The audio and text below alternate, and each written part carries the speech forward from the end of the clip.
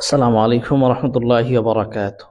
ইন্নাল হামদুলিল্লাহি ওয়াহদা ওয়াসসালাতু ওয়াসসালামু আলা মান লা নাবিয়্যা বা'দ। সম্মানিত ভাই বোনেরা, আজকে আমরা সালাত কেন পড়ব ধারাবাহিক হাদিস। আজকে 2 নম্বর হাদিস, সালাত কেন পড়ব। আন উবাদাতা ইবনে সামিত আন্নাহু সামি'a রাসূলুল্লাহি সাল্লাল্লাহু আলাইহি ওয়াসাল্লাম ইয়াকুল মা মিন আবদিন ইয়াসজুদু লিল্লাহি সাজদাতান।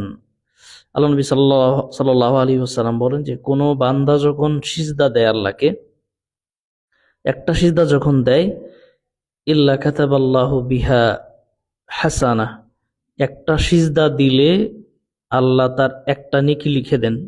ফেরেশতারা একটা নেকি লিখেন, একটা সওয়াব লিখেন তার আমল নামায়। ও মাহা আনহু বিহা সাইয়্যা, এবং তার যে পাপ হয়েছিল এখান থেকে একটা পাপ মুছে দেওয়া হয়। ওরাফা বিহা দারাজাত, এবং এই সিজদার কারণে তার সম্মান আল্লাহ বৃদ্ধি করে দেন। এজন্য আমরা সালাত পড়ব। প্রতি সিজদাতেই গুনাহ মাফ হয় এবং আমল নামা নেকিও লেখা হয়, একটা করে সম্মানও বৃদ্ধি করা হয়। আল্লাহ তাআলা তৌফিক দান করুন, আমরা যেন সালাত পড়ি। আল্লাহুম্মা আমিন।